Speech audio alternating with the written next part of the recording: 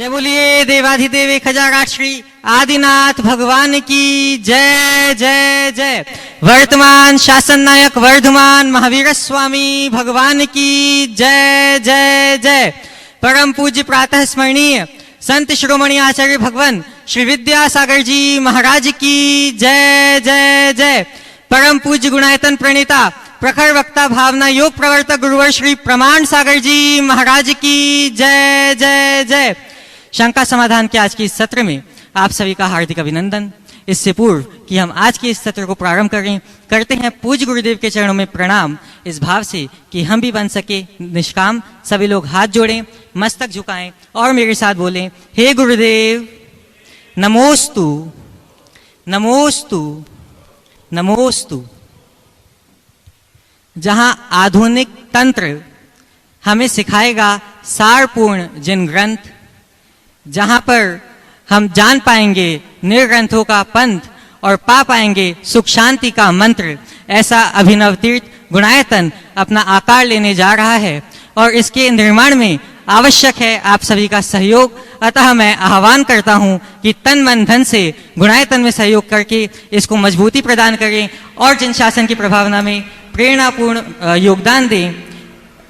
आज के इस सत्र को हमें प्रसन्नता है कि गुणायतन के योगदान में, गुणायतन के निर्माण में प्रतिदिन लोग उदारता पूर्वक मजबूती प्रदान कर रहे हैं। आज भी कुछ लोगों ने यहाँ पे योगदान दिया है।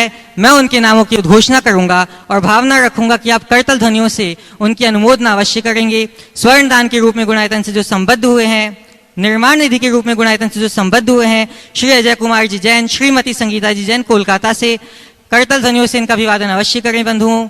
स्वर्ण दान के रूप में गुणायतन से जो संबद्ध हुए हैं, श्रीमती निर्मला बंसाली, प्रकाश चंद बंसाली, मोरबी गुजरात, सोने की चैन दी है इन्होंने। अगर यहाँ उपस्थित हैं तो आए एवं पूज्य गुरुदेव के चरणों में नमोस्तु निवेदित करें, शीघ्रता करेंगे। और आपके सम्मान के लिए मैं आमंत्रित करूंगा असित जी बेनाडा कोलकाता से। इसी क्रम में ट्रस्टी संस्थापक सदस्य के रूप में गुणायतन से जुड़ने का जिन्होंने सौभाग्य प्राप्त किया है, स्वर्गीय श्री राकेश कुमार जैन, श्रीमती सुनीता जैन, रजत जैन, श्रीमती शुभा जैन, नव्या जैन, प्राची जैन मेरठ से। अगर वे यहाँ उपस्थित हैं तो वे भी आए और पूज्य गुरुदेव के चरणों में नमोस्तु निवेदित करेंगे। स्वर्णदान के लिए जिन्होंने योगदान दिया है, श्रीमती निर्मला बंसाली, प्रकाश चंद बंसाली, मोरबी गुजरात से, करतल ध्वनियों से इनका अभिवादन अवश्य करें। संस्थापक सदस्य के रूप में गुणायतन से जो संबद्ध हुए हैं, श्री राकेश कुमार जी जैन, श्रीमती सुनीता जैन, रजत जैन, श्रीमती शुभा जैन, नव्या जैन, प्राची जैन मेरठ से। इनके सम्मान के लिए मैं आमंत्रित करूंगा श्रीमान NLG जैन, कोषाध्यक्ष गुणायतन। बंधुओं, बहुत कहने से क्या लाभ है, इतना ही कहूंगा कि अभिनव है यह सुयोग, अभूतपूर्व है यह सुयोग, जहां धर्म सिखाएगा अभिनव प्रयोग। अतः अपने संसाधनों का कीजिए समुचित उपयोग और गुणायतन में कीजिए सहयोग। आज के इस सत्र को ऑनलाइन प्रश्नों के माध्यम से मैं प्रारंभ करता हूं।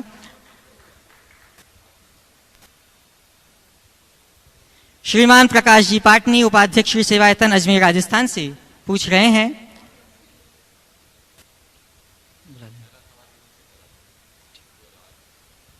आज के प्रथम प्रश्न के लिए मैं आमंत्रित करूंगा श्रीमती सुनीता जी जैन, रजत जी जैन, श्रीमती शुभा जैन, नव्या जैन, जो आज संस्थापक सदस्य के रूप में गुणायतन से संबद्ध हुए हैं। नमोस्तु महाराज श्री, नमोस्तु नमोस्तु नमोस्तु महाराज श्री। हम अपने पुण्य को कैसे गाढ़ा करें और ये हम अपने को, हमारा जो पुण्य है इसको हम मतलब इसको उसका उपयोग ना करें, इसको क्या मतलब इसका मैं समझ नहीं, मेरी समझ से। बहुत अच्छा सवाल किया है। पुण्य को कैसे गाढ़ा करें और पुण्य का सही उपयोग कैसे करें। देखिए, पुण्य को गाढ़ा करने का आपने उपाय पूछा है। पहला काम पाप से बचने का और दूसरा काम पुण्यवर्धक क्रियाओं में रमने का। आप जितना अधिक पुण्यवर्धक क्रियाओं में लीन होंगे, आपका उतना प्रगाढ़ पुण्य होगा या पुण्य उतना प्रगाढ़ होगा। तो पुण्यवर्धक क्रियाओं में रमिए। आम गृहस्थों को पुण्यप्रद क्रियाओं के लिए कहा गया है 4 क्रियाएं हमेशा करें। वो 4 क्रियाएं कौन सी है? दान, पूजा, शील और उपवास। अपनी शक्ति के अनुसार दान करो।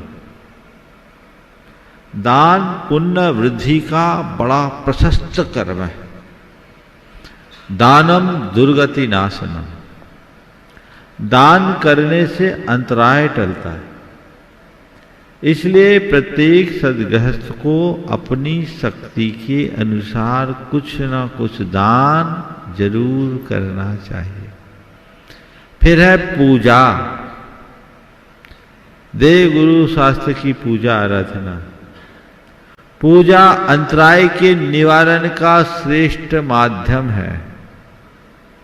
जीवन में जिनके भी जीवन में इस तरह के अंतराय आते हों, जिनकी प्रगति अवरुद्ध होती हो, जिनके जीवन में अनेक प्रकार की विसंगतियां और विपत्तियां आती हो, वह जिन पूजन भाव पूर्वक करे, धीरे धीरे परेशानियां टलेगी, पुण्य प्रगाढ़ होगा।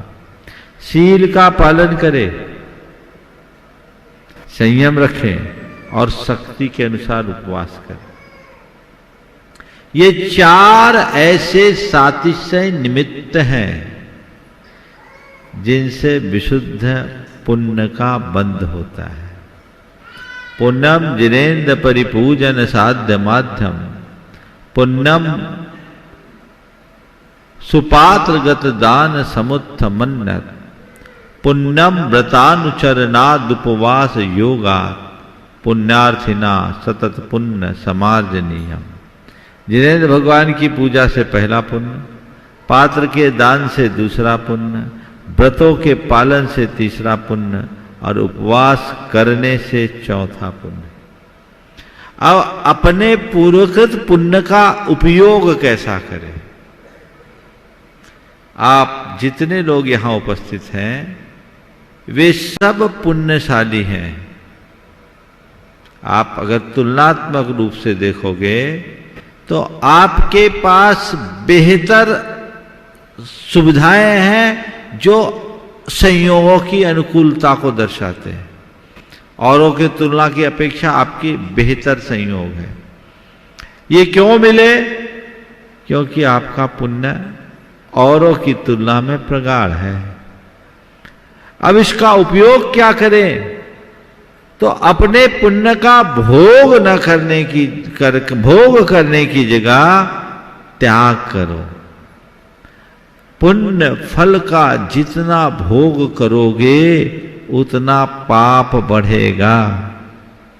पुण्य के फल में क्या मिलता है? भोग विलास मिलता है ना।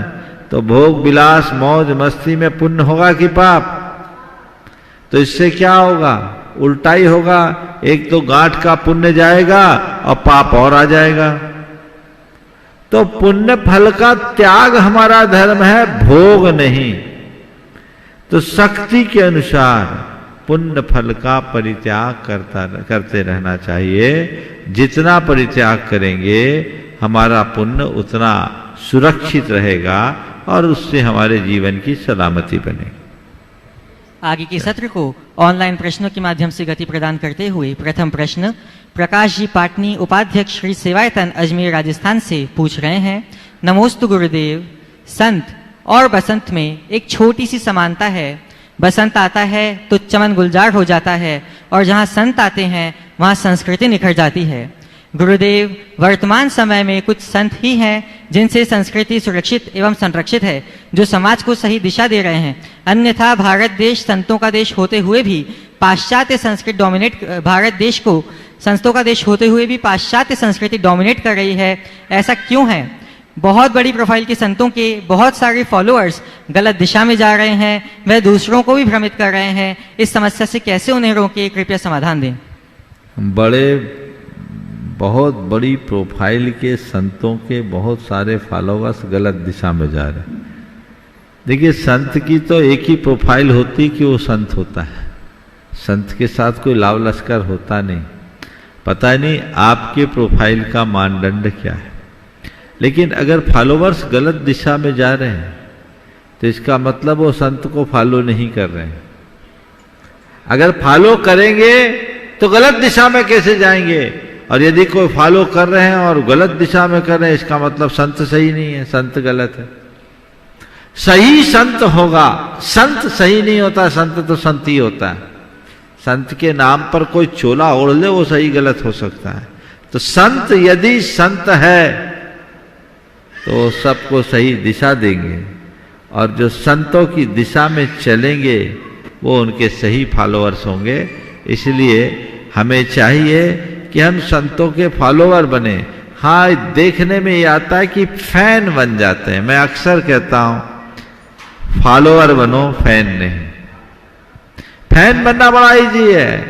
बहुत सारे लोग हैं जो गुणगान करते हैं, बड़े प्रशंसक हो जाते हैं, दीवानगी तक छा जाती है, लेकिन ये अल्पकालिक संतुष्टि देगी। दीर्घकालिक लाभ तो तब होगा जब तुम उसे अपने जीवन में आत्मसात करके अपनाओगे। इसलिए फैन नहीं, फॉलोअर बनो। गोपालगंज सागर से श्रीमान राजेश जी जैन आरआई नमोस्तु पूर्वक पूछ रहे हैं, जब हमारे मन में दूसरों की खिल्ली उड़ाने का अंदाज आ जाए तो यह मानकर चलना चाहिए कि हमारे भीतर अहंकार सक्रिय हो गया है। हमारे शास्त्रों और ऋषि मुनियों ने बताया है कि बातचीत का ढंग ऐसा हो जैसे कोई झूमर, इसकी झिलमिलाहट से निकलने वाला प्रकाश मनमोहक होता है, वैसे ही हमारी वाणी होनी चाहिए। वर्तमान दौर सोशल मीडिया का दौर है और इसमें लोग पूर्णतः से जकड़ चुके हैं। चाहे वह समाज हो, धर्म हो, राजनीति हो, मित्रता हो या दुश्मनी हो, 24 घंटे केवल दूसरों की खिल्ली उड़ाने और गिल्ली बढ़ाने की बातें होती रहती है। हमें इस अहंकार के सक्रिय होने से कैसे बचना चाहिए? नमोस्तु गुरुदेव। खिल्ली उड़ाने की आदत से कैसे बचना चाहिए? बात बिल्कुल सही। जो अभिमानी होता है वो दूसरों का उपहास करता है, मजाक उड़ाता है, उनको अपने से कमतर आंकता है और नीचा दिखाने का प्रयास भी करता है। हमें अपने जीवन में ऐसा कभी नहीं करना चाहिए। किसी के साथ हंसना और किसी के ऊपर हंसना बहुत अंतर है। We shall to laugh with someone but never to laugh at someone. हम किसी के साथ जी चाहे हंसें, पर किसी पर कभी ना हंसें। आज आप औरों पर हंसोगे, कल आपकी जग हंसाई होगी।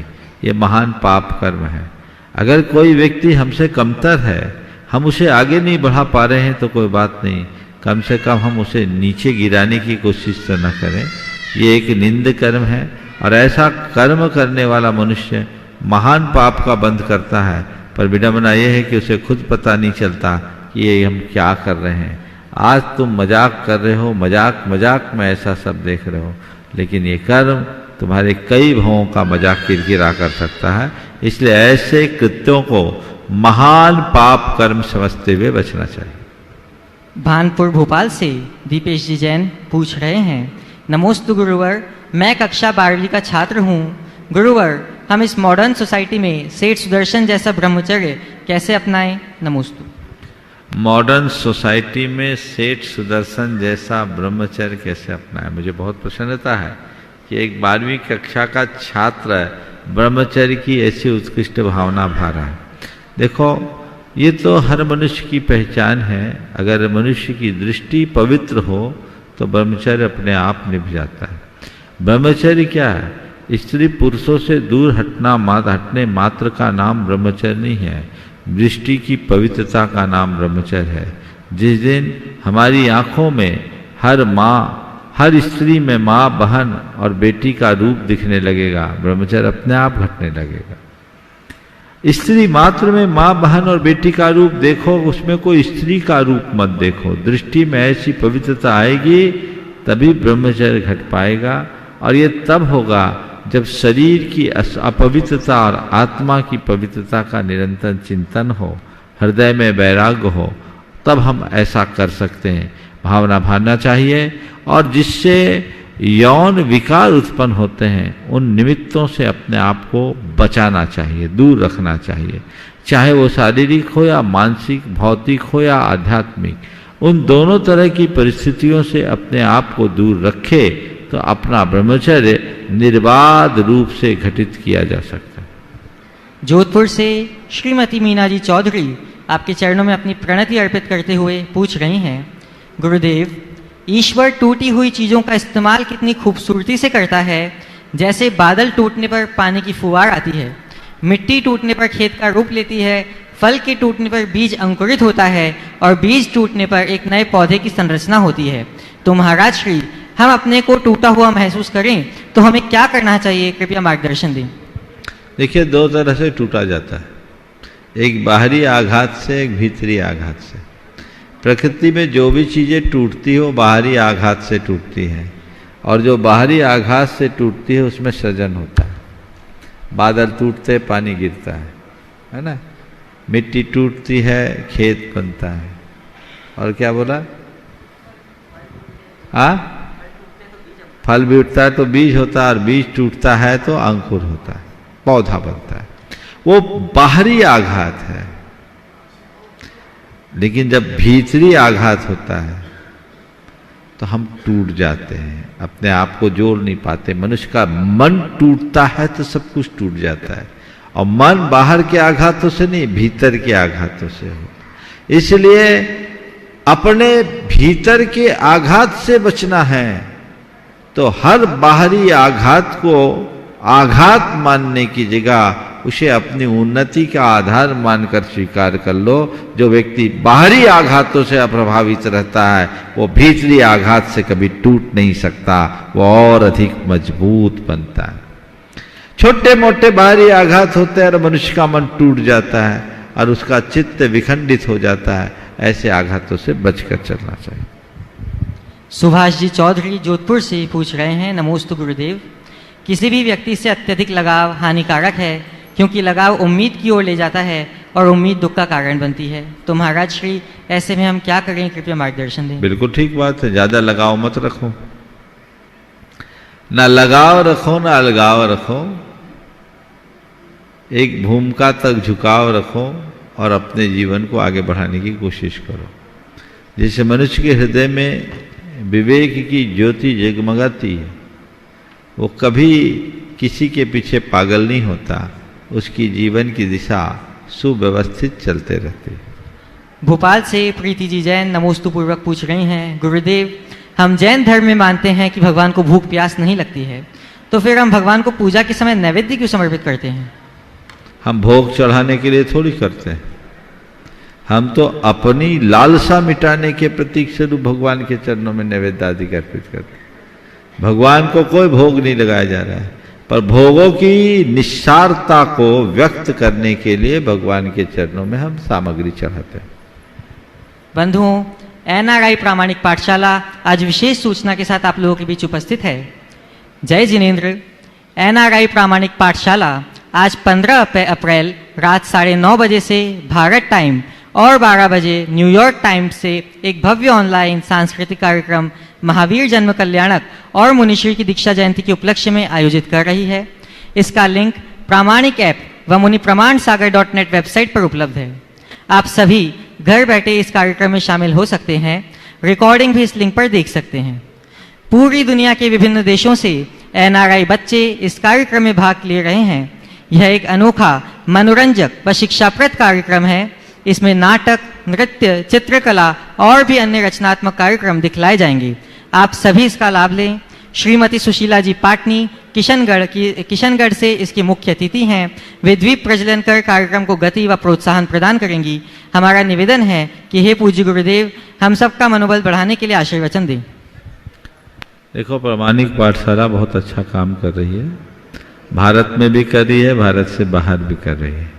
मैं हमेशा बताता हूँ कि प्रामाणिक पाठशाला के कार्यक्रमों से लोग जुड़े। आज जो ये कार्यक्रम है, अमेरिका में रह कर के लोग इस कार्यक्रम को अंतर्राष्ट्रीय स्तर पर कर रहे हैं।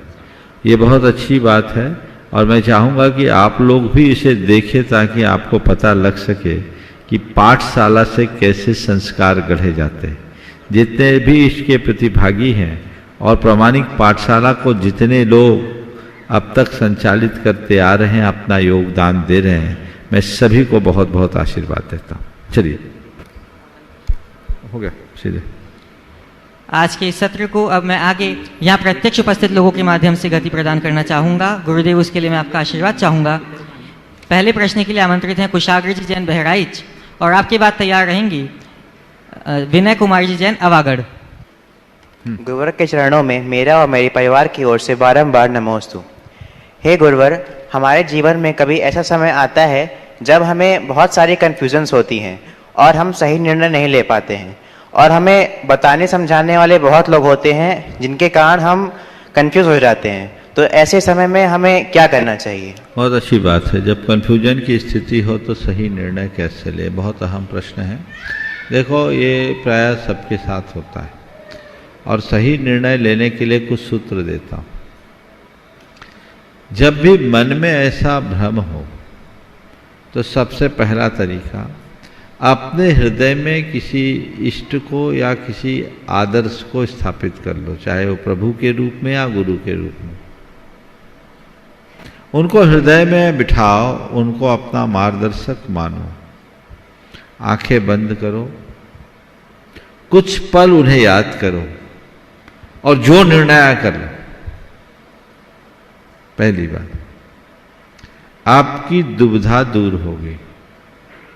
दूसरी बात, जब ऐसी दुविधा है तो बिना पूछे सलाह देने वालों से दूरी रखो। कई लोग ऐसे होते हैं, बिना मांगे सलाह दे देते हैं, उनसे थोड़ी दूरी बना के रखो। तीसरी बात, सलाह उनसे ही मांगो जो तुम्हारे क्षेत्र का हो, जो उस विषय में अपनी पकड़ रखता हो, चीज़ों को समझता हो और जिसकी पिछली सलाहें अच्छी रही हो। केवल उनसे सलाह मांगो। हर किसी से सलाह मांगोगे तो गड़बड़ हो जाएगी। और चौथी और आखिरी बात, अपने आत्मविश्वास को इतना मजबूत रखो कि यदि मैं गलत भी हूं तो सही कर सकता हूं। यानी अपने गलत निर्णय को भी सही बनाने का जज्बा अपने अंदर रखो और अतीत के गलत निर्णयों से कुछ सीखने की कला अपने भीतर सीखो। हम जब भी एक चौथी बात को ये भी ले सकते हो कि अपनी अतीत की गलतियों से कुछ नसीहत लेना सीखो। जो भी हमने गलत किया है उसके लिए अगर हम नसीहत लेना सीख जाएं तो बहुत बड़ा काम। बंधुओं, हमारे बीच में गुणायतन ट्रस्टी श्रीमान विनोद जी संगीता जी अजमेरा दिल्ली से यहाँ उपस्थित हैं। मैं चाहूंगा कि वे यहाँ आएं और पूज्य गुरुदेव के चरणों में नमोस्तु निवेदित करें और आपके सम्मान के लिए मैं आमंत्रित करूंगा श्रीमान सुभाष जी जैन, सीईओ गुणायतन।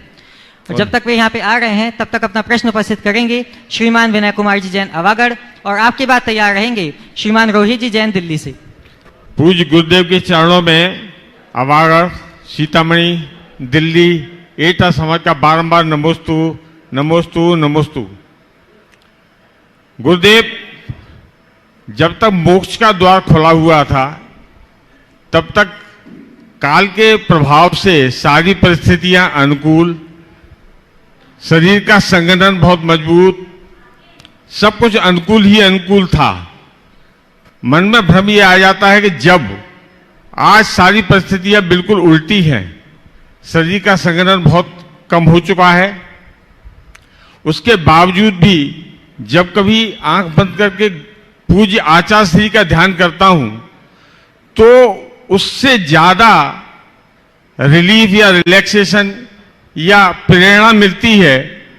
मंदिर जाता हूं, हालांकि अभिषेक वगैरह नहीं कर पाता, लेकिन तो मन में यह भ्रम आ जाता है गुरुदेव कि मैं किनको उच्च मानूं। जो प्रत्यक्षित है आजकल अपने जैसे दिखते हैं, इतनी कठिन चर्या पालन करते हैं, वो ज्यादा उच्च हैं या अरहंत प्रभु या सिद्ध प्रभु? देखो, अरहंत प्रभु तो अरहंत प्रभु है, सिद्ध प्रभु भी सिद्ध प्रभु है। अरहंत और सिद्ध प्रभु महान है और उनकी महानता से कोई तुलना करने की जरूरत नहीं, वो अतुल्य है और हम सबका भी लक्ष्य वही है कि हम वहाँ तक पहुँचे। लेकिन आपने जो सवाल किया उस सवाल में कुछ बातें बहुत जानने योग्य है कि अरहंत भगवान या चौथे काल में हमें सब प्रकार की अनुकूलताएं थी और हम लोग धर्म ध्यान आसानी से कर लेते थे। आज वो अनुकूलताएं नहीं हैं, धर्म ध्यान कैसे करें? पहले अतीत में अनुकूलताएं थी, लोग कर्म भी काट लेते थे, अब तो वो भी फैसिलिटी नहीं है। लेकिन मैं आपसे कहूँ, अनुकूलता में किए गए धर्म ध्यान का फल और प्रतिकूलता में किए गए धर्म ध्यान के फल में बड़ा अंतर है। एक ग्रंथ में लिखा है कि चौथे काल में जो साधु 1000 वर्ष करके तप करके फल पाता, वो पंचम काल का साधु एक दिन में पा लेता। 1000 वर्ष और एक दिन।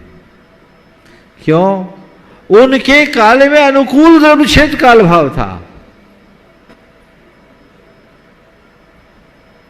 22-24 के टेम्परेचर में तुम 10 उपवास कर लो तो फर्क नहीं पड़ेगा, और 44-45 के टेम्परेचर में 1 करो तो 10 जैसा लगेगा। तो जहां सामग्री अपने अनुकूल हो, वहां हमें अतिरिक्त प्रयत्न की जरूरत नहीं होती, पर जहां सामग्री प्रतिकूल होती है वहां हमें बहुत सख्ती लगानी पड़ती है। तो ये पंचम काल में जो भी त्याग तप कर रहे हैं वे निश्चित महान हैं, क्योंकि विषम परिस्थितियों में ऐसा कर रहे हैं और बड़ी श्रद्धा के साथ कर रहे। चौथे काल में तो केवली भगवान दिखते, रिद्धिधारी मुनिराज दिखते, तो मन में ठाड़स बनती कि आज नहीं कल हमारा भी नंबर आएगा। यहां तो एक भी उदाहरण सामने नहीं है, बस भगवान की मूर्त छोड़ दो।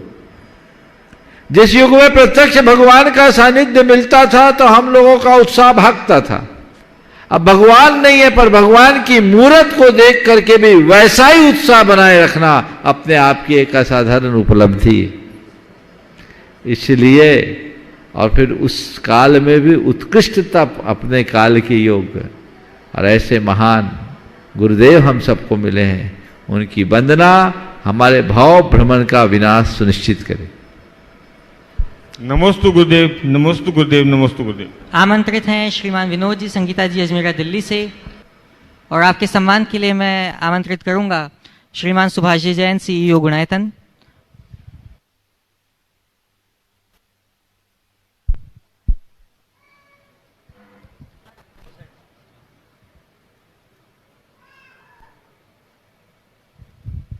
बंधुओं, हमारे बीच में प्रसिद्ध गायिका खुशबू जी जैन मुंबई से यहाँ उपस्थित हैं। मैं चाहूंगा आप करताल ध्वनियों से इनका अभिवादन करें।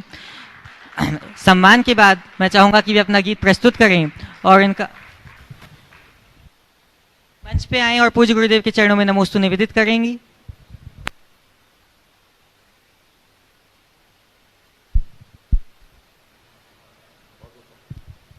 और आपके अभिवादन के लिए मैं आमंत्रित करूंगा संगीता जी सेठी गया से, और अभिवादनकर्ता के रूप में ही संगीता जी का सहयोग देंगी सुमन जी पाटनी रांची से।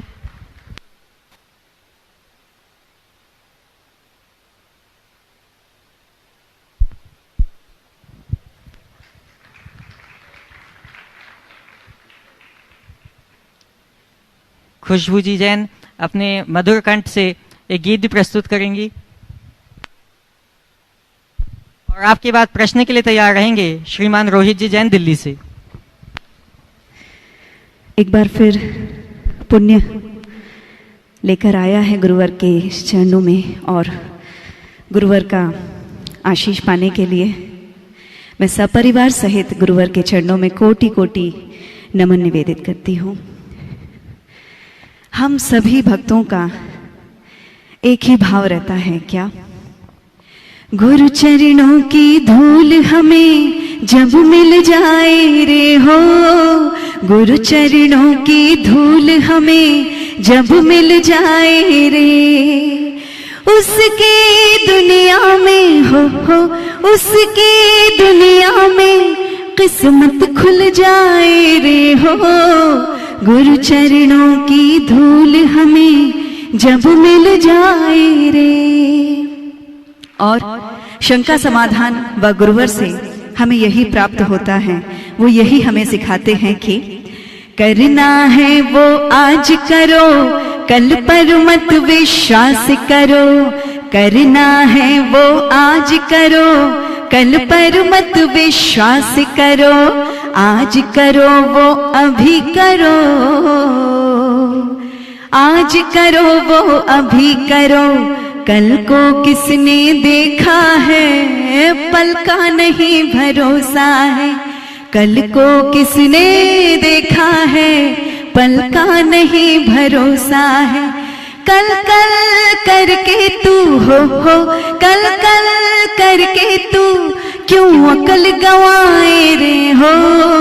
गुरु चरणों की धूल हमें जब मिल जाए रे, उसकी दुनिया में किस्मत खुल जाए रे हो।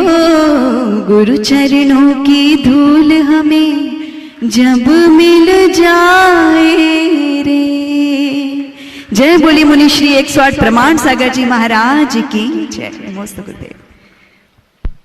उपस्थित होंगे श्रीमान रोहित जी जैन दिल्ली से, और आपकी बात तैयार रहेंगे श्रीमान दिलीप जी पाटनी तेजपुर अध्यक्ष। नमोस्तु महाराज जी। महाराज जी, मेरा प्रश्न ये है कि महाराज जी, बच्चों को अच्छी जिंदगी और सब सुविधाएं देने का हर माँ बाप की इच्छा होती है। ऐसी सुविधा वो भी बच्चे कुछ इन सब चीज़ों को टेकन फॉर ग्रांटेड ले लेते हैं। उनकी यह सोच बन जाती है कि जैसे उन्हें यह सब हमेशा मिलता रहेगा, और फिर वो बस अपने में मस्त भगवान से दूर होते जाते हैं, और उन्हें कितना भी समझा पर वो समझ नहीं पाते कि पूर्व जन्म के अच्छे कर्मों और भगवान के आशीर्वाद का फल उन्हें मिल रहा है। तो महाराज जी, उन्हें लगता है कि जैसे उनका यह सुख निरंतर चलता रहेगा, और कुछ तो अपने लिए हुए नियमों और जाप को भी जानबूझकर छोड़ देते हैं। उन पर यदि कोई ज्ञानी होता है और वो उनको बता देता है कि अपने भगवान कुछ लेते देते नहीं है, तो और वो निरंकुश होते जाते हैं। तो महाराज जी, मैं बस इतना जानना चाहता हूँ कि फिर पेरेंट्स का भी ये होता है कि वो या तो उनको इग्नोर करते जाते हैं या फिर उनका साथ देते जाते हैं। तो ऐसे बच्चों को भगवान जी हम कैसे आस्थावान बनाएं अपने भगवान के प्रति, अपने नियमों के प्रति और अपने धर्म के प्रति? देखिए, एक बहुत बड़ी भूल होती है बच्चों को जरूरत से ज़्यादा लिबर्टी देकर लग्जीरियस बनाना। आजकल के माँ बाप अपने बच्चों को इसी तरह बना देते हैं। उससे बच्चों का जो विकास है वो अवरुद्ध हो जाता है। बच्चों को इस तरीके से पालना चाहिए कि बच्चे अभाव और अल्पता का एहसास कर सके। उनके सामने संघर्ष होना चाहिए। संघर्ष मनुष्य को मजबूत बनाता है।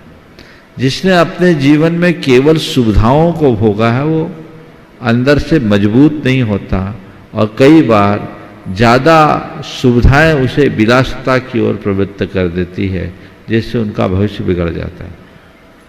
मेरे संपर्क में ऐसे अनेक लोग हैं जो बड़े समृद्ध लोग, लेकिन उनने अपने बच्चों को कॉलेज की पढ़ाई तक पूरे नियंत्रण में रखा। खासकर 12वीं तक तो पूरी तरह से उनको बहुत लिमिट से खर्चा करने की आज़ादी दी।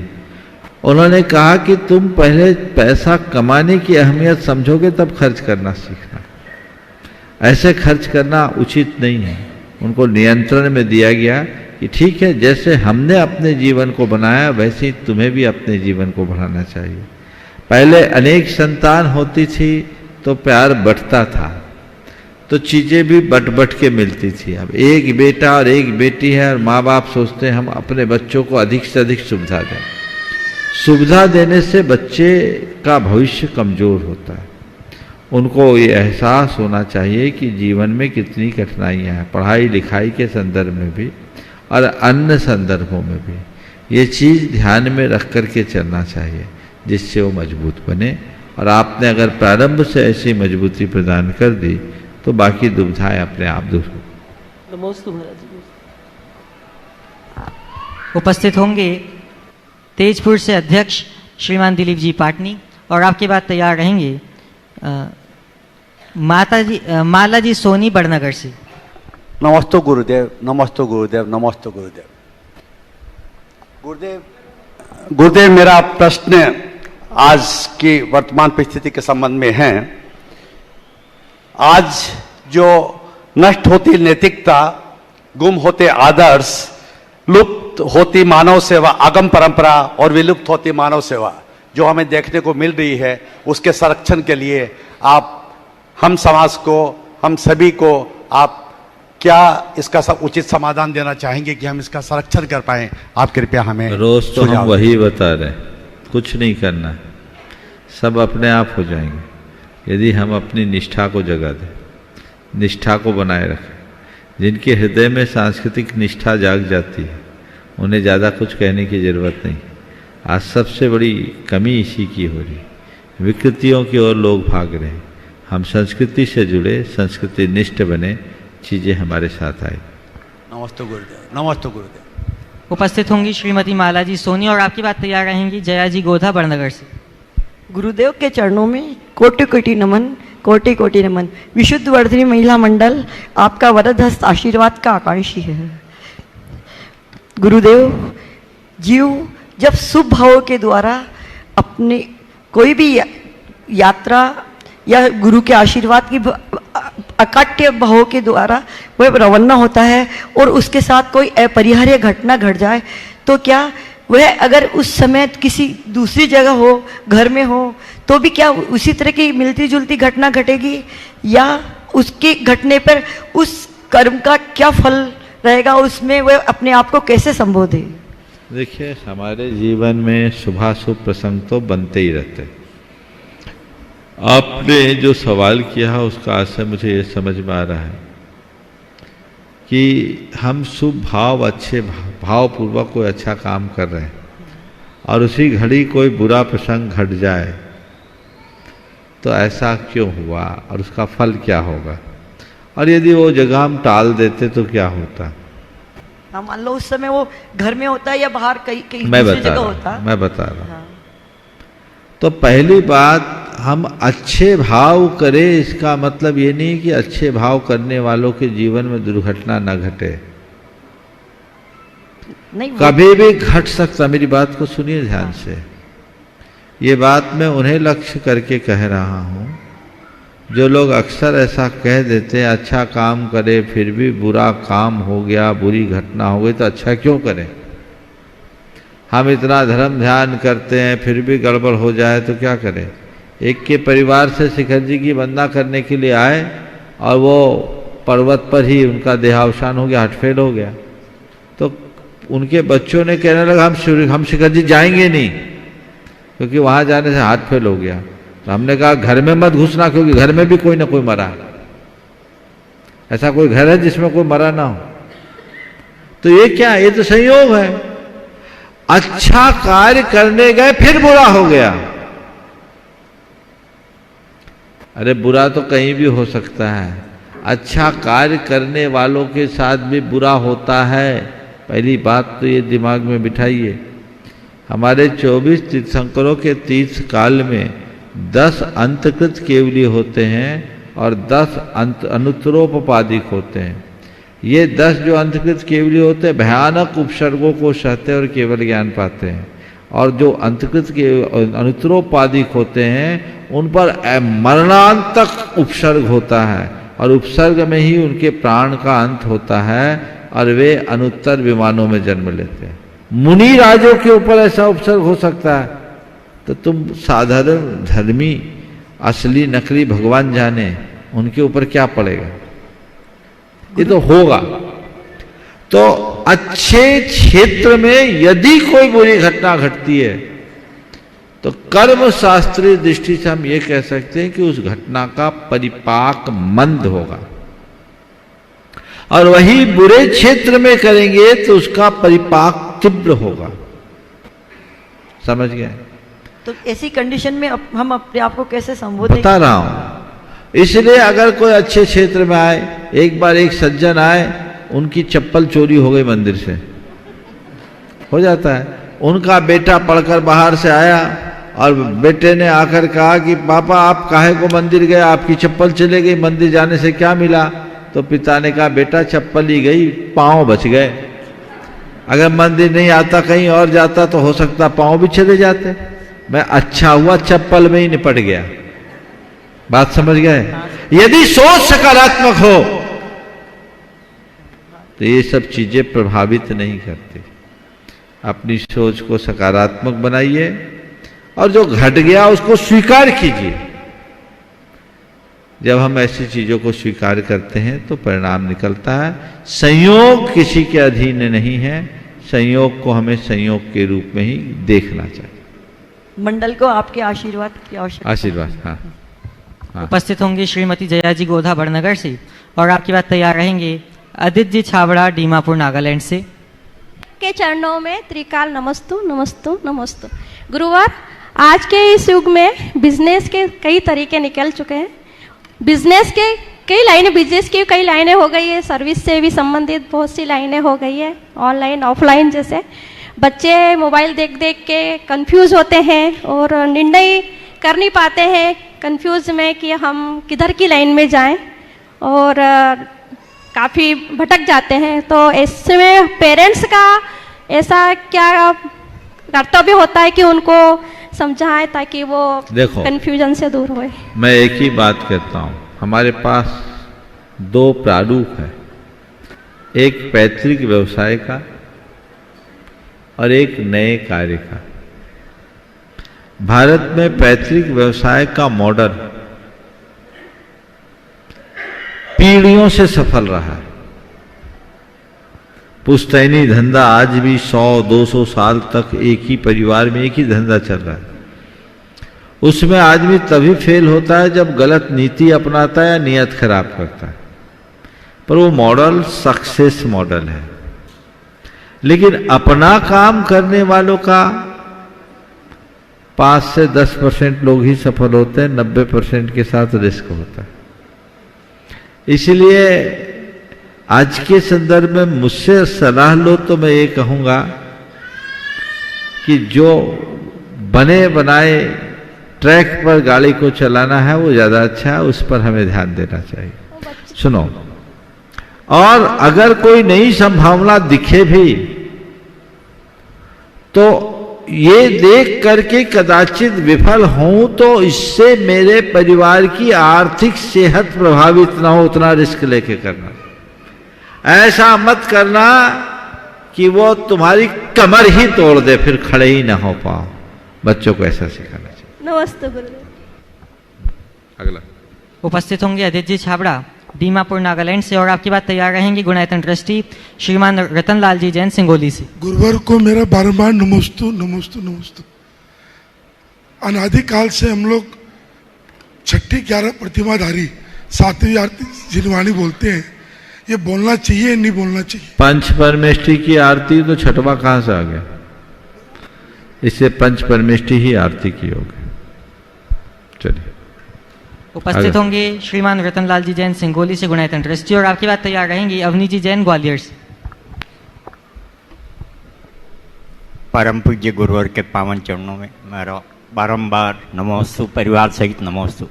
परम पूज्य गुरुवर, कुछ वर्षों पूर्व संपन्न परिवार में आदमी चौकीदार रखता था ताकि कुत्ता अंदर नहीं घुस जाए, और आज की संपन्न परिवारों में ये स्थिति हो गई कि कुत्ता बाहर रहता, कोई आदमी अंदर नहीं घुस जाए। ऐसी स्थिति में जबकि हम आज़ादी का अमृत महोत्सव मनाने जा रहे हैं, इस पीरियड में कोई अपने छोटी सी छोटी बात के लिए, कोई रेलवे में बैठा बैठा पेट्रोल छिड़क के आग लगा देता है, कोई साइकिल स्टैंड पे साइकिल खड़ी करने के लिए दंगा फसाद कर देता है, छोटी छोटी बात पे बच्चा माँ बाप से नाराज हो करके छत से गिर करके आत्महत्या कर लेता है। हम कहाँ जा रहे हैं गुरुवर, ये स्थिति हमें समझ में नहीं आ रही है। कृपया निवेदन है कि ये नमोस्तु गुरुवर। बस एक ही बात, एक वाक्य में इसका उत्तर देता हूँ कि पहले और अब में बड़ा अंतर आ गया है। पहले घर में गायें रंभाती थी, अब कुत्ते भौंकते हैं। गाय वात्सल्य का प्रतीक है, कुत्ते क्रूरता के। पहले दरवाजे पर लिखा जाता था स्वागतम सुस्वागतम अतिथि भव देवो भव, अब गेट पर लिखा मिलता है सावधान अंदर कुत्ते हैं। अब यही मानसिकता है, और ऐसे विकृत मानसिकता का कुपरिणाम है पाश्चात्य परंपरा के अंधानुकरण ने ये अव्यवस्था दी है। भारत में पालन करने योग्य पशुओं की जो व्यवस्था दी है उसमें कुत्ते बिल्ली का स्थान नहीं है। ये पश्चिम की हवा का प्रभाव है और लोग इसका अंधानुकरण कर रहे हैं, इससे बचना चाहिए। आजादी के पीरियड के बाद गुरुवर सब चीजें आसमान छू रही महंगाई में, आदमी इतना सस्ता हो गया है, फोकट में मरने को तैयार बैठा है। 10 रुपए के पीछे, 50 रुपए के पीछे, 100 रुपए के पीछे, इसके हमें पीछे कहाँ जा रहे हैं इसमें से? एक ही वजह है, संवेदनाएं छीन हो रही। चलिए अगला। नमस्ते। उपस्थित होंगे अवनी जी जैन ग्वालियर से और आपकी बात तैयार रहेंगे राजेश जी जैन ग्वालियर से, गुणायतन एवं शिवायतन ट्रस्टी। नमस्ते गुरुवर। गुरुवर, मेरी शंका ये है कि भगवान के दर्शन करते वक्त और जिनवाणी में भक्तांबर या फिर कोई भी पूजा करते हैं तो उस वक्त आंसू क्यों आ जाते हैं? आंसू आना तो अच्छा लक्षण है। कारण क्या है? ये तो भक्ति का प्रतीक है। मानिम गदगदयन बपू पुलकयन नेतद्वयन श्रावयन मूर्धानम नमयन करो मुकलियन चेतोपि निर्वापयन। गदगद वाणी हो, आंखों से आंसू झरे। तुलसीदास जी ने लिखा, तुम दर्शन ते पुलक शरीरा गदगद गीरा नयन बहे नीरा। हे भगवान, आपके दर्शन करने से मेरा रोम रोम पुलकित हो गया, शरीर पुलकित हो गया। गदगद गीरा, वाणी गदगद हो गई, और नयन बहे नीरा, आंखों से नीर बह जाए। अच्छी बात। महाराज जी, एक चीज़ और पूछनी थी। जैसे हम बच्चों को डांटते हैं पूरे दिन भर में, किसी से कहा सुनी हो जाती है घर में बहुत सारे लोगों से, तो उसके लिए मतलब लघु प्रतिक्रमण सही रहता है क्या? हाँ, कर सकते हैं। और बच्चों को आज नियम ले लो, बार बार नहीं डांटेंगे। 10 गलती में एक बार डांटेंगे, एक गलती में 10 बार नहीं। महाराज जी, लघु प्रतिक्रमण जैसे मैं अपने बच्चों को भी लेकर बैठती हूँ तो जिनवाणी हाथ में रहती है तो हम नीचे ही बैठते हैं। याद कर लो, हो जाएगा। आसन पे। मैं एक चीज तो हाँ, बोलो बोलो, चलो बोलो बोलो। घर के बड़े जो होते हैं वो सोफे में बैठे रहते हैं, उनसे किस तरीके से कहा जाए? क्योंकि वो लोग से बोलो तो वो बुरा मान जाते हैं और ये लोग भी ऊपर जाके बैठ जाते हैं। वो उनको अपना काम करने दो, ऐसी जगह से खिसक कर प्रतिक्रमण कर लो। नमोस्तु गुरु। उपस्थित होंगे राजेश जी जैन ग्वालियर से और आपकी बात तैयार रहेंगे सोनम जी काला डीमापुर से। नमस्ते गुरुदेव, नमस्ते गुरुदेव, नमस्ते महाराज जी। पंचम काल की जो प्रतिक्रिया है वो आगम में कहीं देखने को नहीं मिलती है, जैसे चश्मा, पैंट शर्ट, आजकल के ये कैमरे, माइक, ऐसा कहीं आगम में कहीं भी कोई शास्त्र में कुछ ऐसा है नहीं? ये पहली बार है क्या महाराज जी?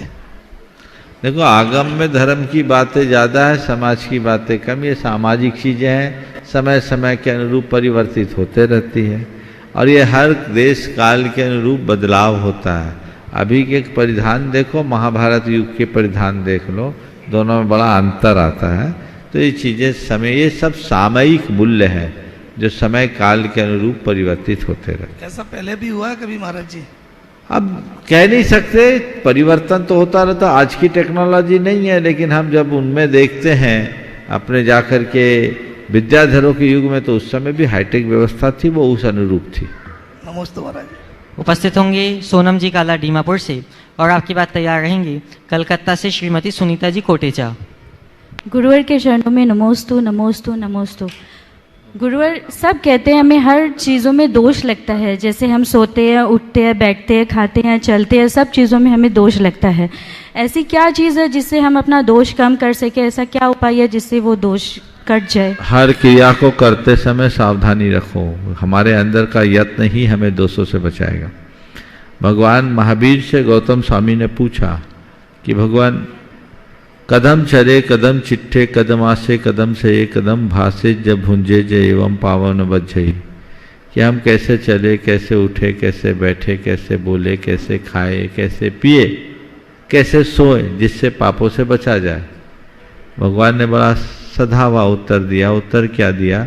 उनके प्रश्न को ही थोड़ा सा संशोधित कर दिया और कहा, गौतम, पापों से बचना चाहते हो तो जो करना है सब करो, जो करना है सब करो, पर एक शब्द को ध्यान में रखो। तुमने पूछा कदम चले, मैं कहता हूं जदम चले। जदम चरे जदम चिट्ठे, जदम आसे जदम से जदम भासे, जय भुंजे जय एवं पावम न बज्जे। यत्न पूर्वक चलो, यत्न पूर्वक चेष्टा करो, यत्न पूर्वक बोलो, यत्न पूर्वक खाओ, यत्न पूर्वक सो। जो कुछ करना है यत्न से करो। ये 2.5 अक्षर का शब्द है यत्न है, जिसमें पूरे जीवन का सार समाहित है। जो कुछ करना होश में करो, जागरूकता में करो, सावधानी में करो। पापों से बचने का यही एक मार्ग है। नमोस्तु गुरु। श्रीमती सुनीता जी कोटेचा उपस्थित होंगे और आपकी बात तैयार रहेंगे डीमापुर से चहल जी पाटनी। वंदे गुरुवरम।